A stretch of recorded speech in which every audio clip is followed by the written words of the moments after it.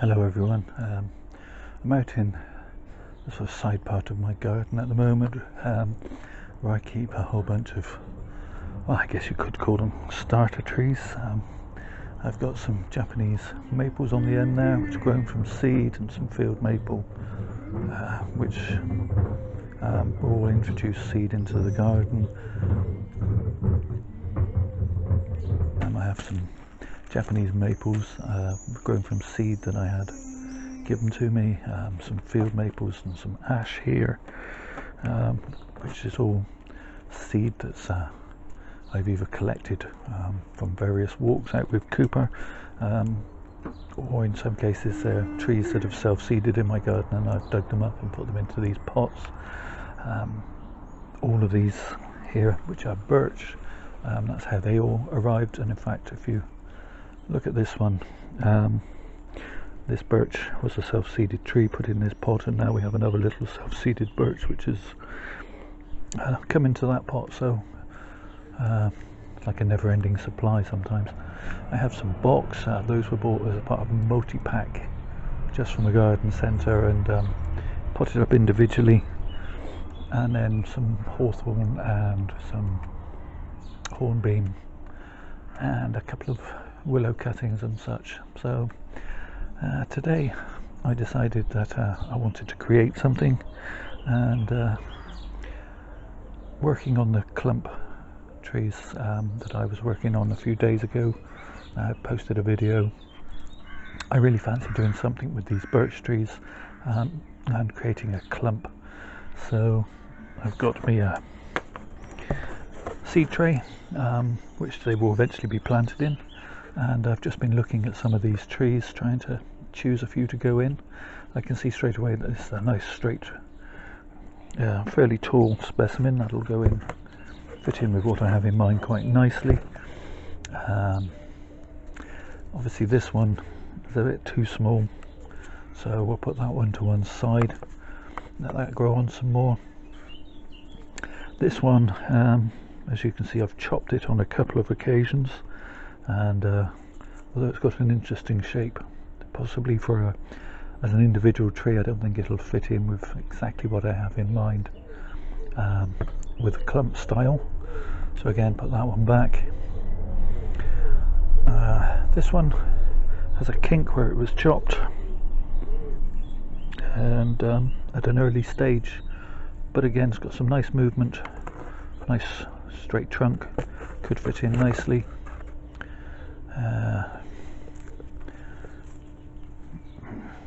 Possibilities, but maybe too much of a sharp breaking angle there.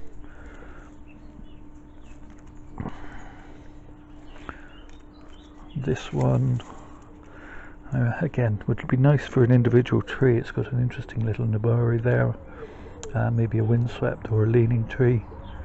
It's a possibility for another day, but not for this project. This one could be wired up, maybe lose the second, or the first branch, the second trunk.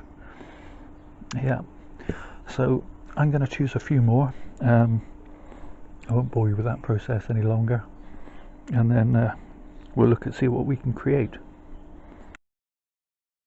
So remembering that this may be your first time you're looking at a video of mine, you may not be familiar with this triple trunk birch that I've been growing from trees fused together,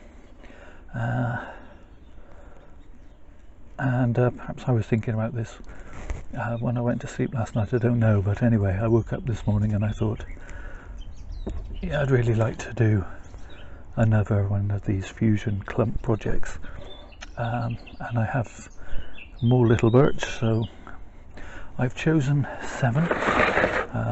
You saw me choose some of them.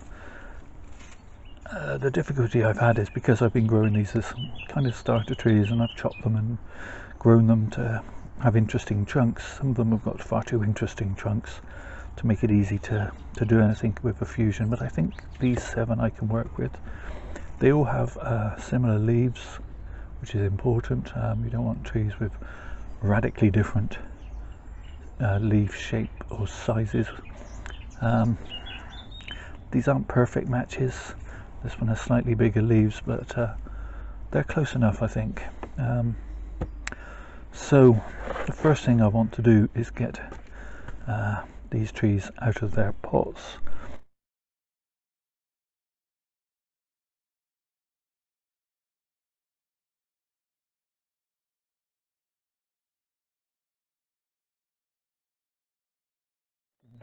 A lot of mycelium, which is good. I want to get enough soil off the roots so that I can sit the trees together, and that may in fact mean that I might have to completely bare root them. Remove some of this moss. I'm definitely going to keep some of this soil which has got a lot of mycelium fungi growth in it, which will be good for the tree's recovery. And in order to fit down into this pot, I'm going to have to remove quite a bit of soil, so let's stop dilly-dallying and just start removing some soil.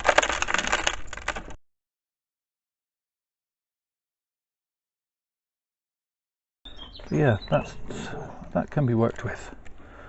Okay, so that's tree number one. And I've got a bucket of water here somewhere, so I can pop the trees in that so the roots don't dry out while I work on the others. Okay, so yes, fairly obvious that the only way I'm going to get these to go together is to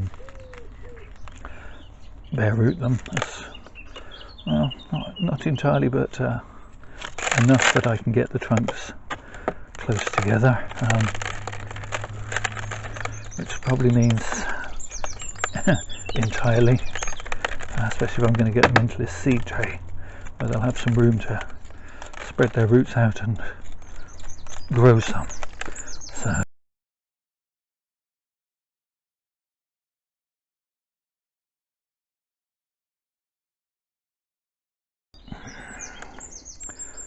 So I'm thinking I'm probably going to keep this. I may keep both. I may wire one out and shorten it back, but we'll see when we begin to put the final composition together. I'll pop that in some water, and then I'll crack on.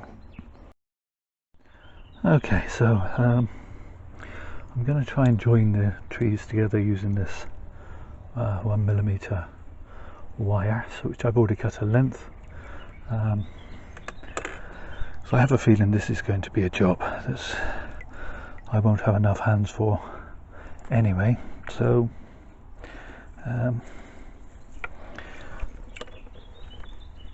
start organising the trees. This is probably the tallest tree. I'm thinking it should be the central one.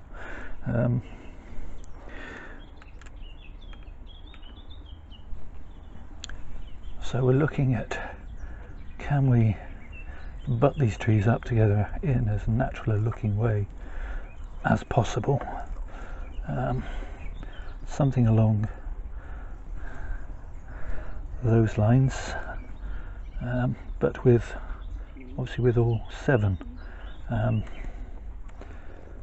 at the same time making it look natural, making it look well, pleasing to the eye, because otherwise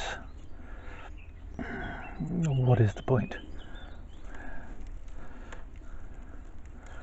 I'm having doubts about this particular piece, but I think I can make it work. I may have to remove a root.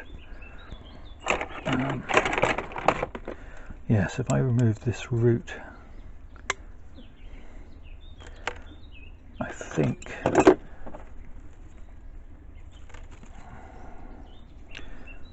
I can get that in much closer.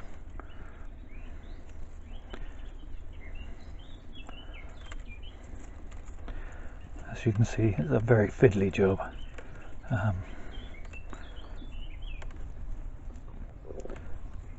and these trees will probably need a little bit of wire. But once they're joined together,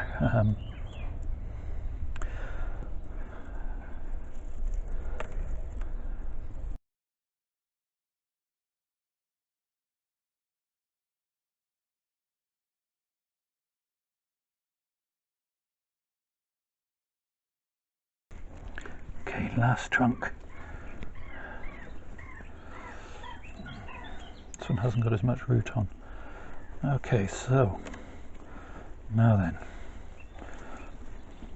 my next trick will be to wire this whole kit and caboodle together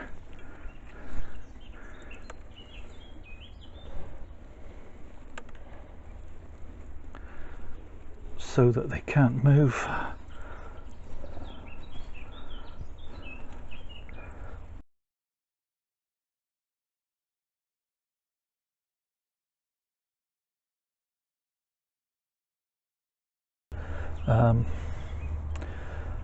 And as they grow, they will fuse together into the wire.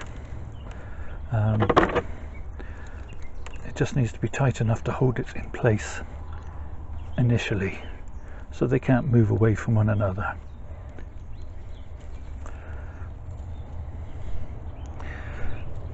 Okay, so that's possibly a little bit clumsy an attempt, but it's the best I can do without a third hand, really. I am going to wire these trunks out once I've got the whole thing potted back up. So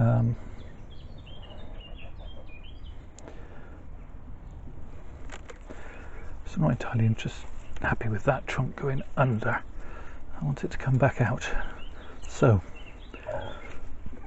a little bit of manipulation, and now the wire's on. These trunks can be persuaded to go into their own positions.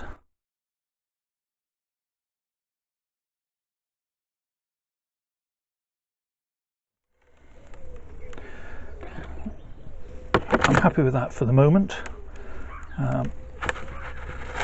Now we just want to get these trees into some soil.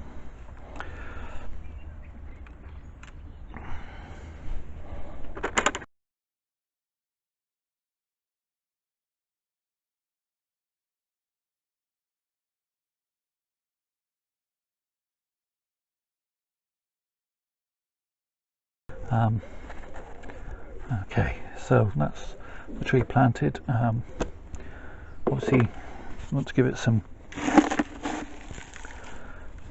soil above that wire, because you want the wire to you want the tree to produce roots above that wire, and eventually begin to form you a clump. So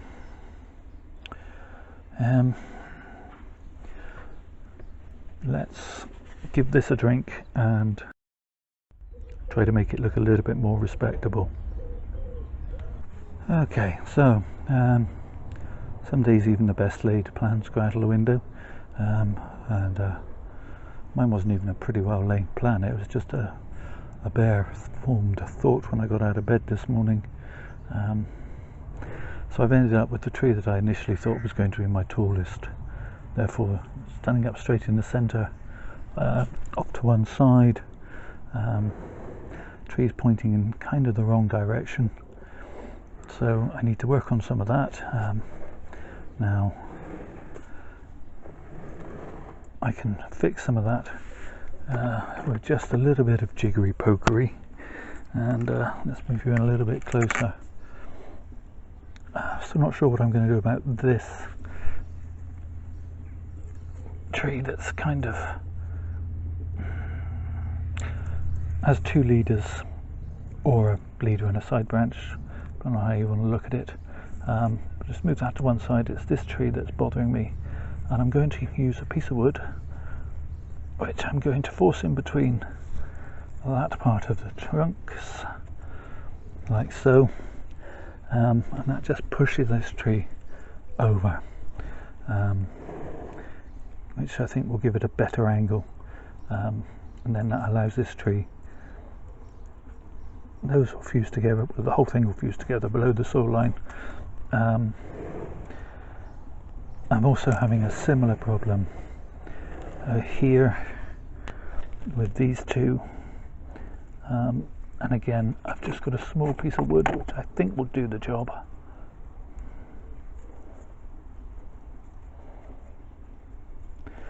And that just brings this tree out slightly, and that will give it a more pleasing angle at the trunk, but that has also pushed these two together, so I need to do something with that.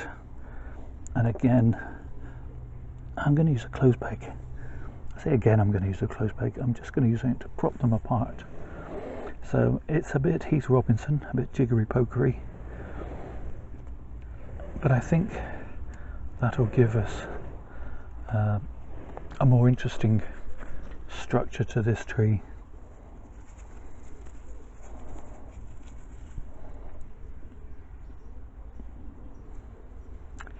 I'm going to take off this piece.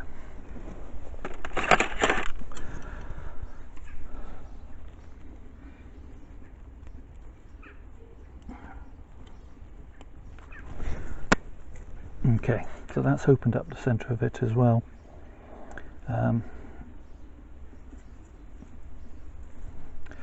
then I had this twin trunk one here to deal with,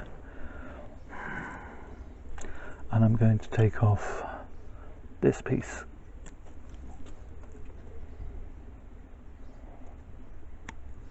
So that's all the trees kind of fanning out from one from another.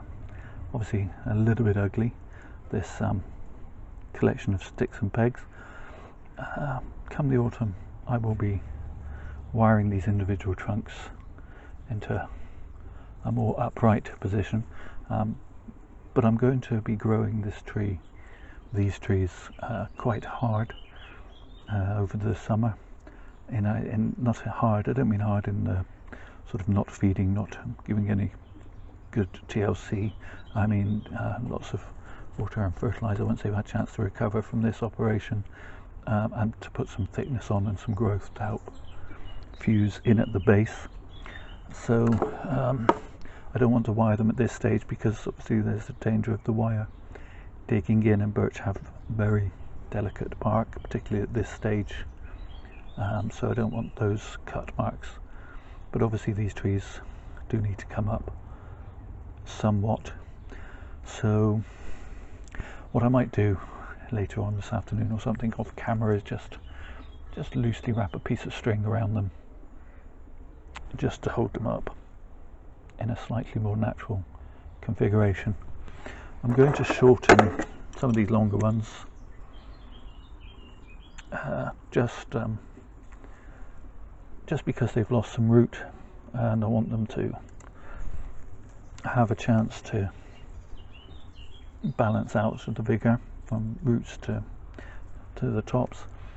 And I'm taking them off at an outward facing bud, so once they do come up, the bud will break in this direction rather than in towards the centre.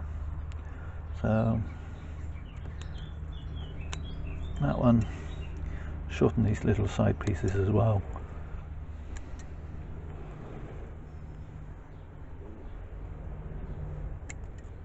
This will also help with the taper.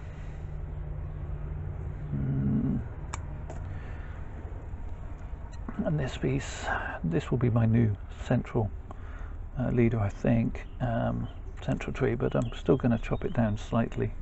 As I say, that'll give it a little bit of a balance, to balance out the fact that I've taken roots off below. And then it's just going to be keeping an eye on these trees. As I say, I will just put a little piece of string, just a loop round and tied up just loosely, and that'll be it. So let's give you another 360 and just ask you to use your imagination, and we'll come back and look at these trees in the autumn. So thank you all for watching. Please do take care of yourselves and stay safe.